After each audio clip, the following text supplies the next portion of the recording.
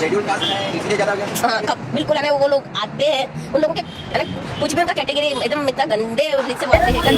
आता 6 तारखेला प्रोग्राम आहे आणि हे लोक 2 तारखेपासूनच कालपासूनच ते 2 तारखेपासूनच राहणार करतात, कारण आम्ही बघतो काहीतरी गाणी लावायची, हिंदी गाणी हिंदी त्याच्यावर त्यांचं काहीतरी आंबेडकर टाकायचं आणि तीच गाणी मग आमच्या मुलांच्या मुलीच्या तोंडात तेच गाणी गातात. देखते ही दूर से मालूम पड़ता है कि ये कौन से लोग आ रहे हैं, मतलब दुसरीकडे कुठेतरी नेलं पाहिजे.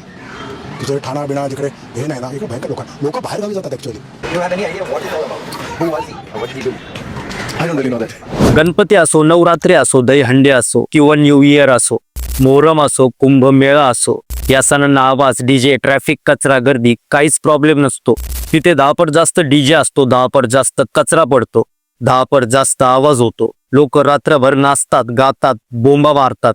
कुंभमेळ्यामध्ये तर हजारो लोक हे गर्दीत मेले आहेत, पण तरीही त्यांना प्रॉब्लेम आणणारे हे फारच कमी. म्हणजे तिथं नॉईस पॉप्युलेशन नाही, तिथं त्यांच्या मुलांच्या डोक्यात हे गाणी बसत नाही, तिथे पब्लिक डिस्टर्बन्स नाही, सगळं तिथं चालतं ॲब्सोल्युटली ओके.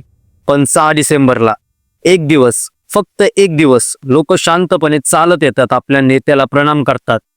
6 डिसेंबर भीम जयंतीच्या दिवशी काही लोक गाणी लावतात, तेव्हाच अचानक घरातल्या मुलांच्या डोक्यात आवाज शिरतो, अचानक सोसायटीला नियम आठवतात, अचानक नॉईस पॉल्युशनचा भान होतो. हा विचित्र योगायोग नाही, ही मानसिकता आहे.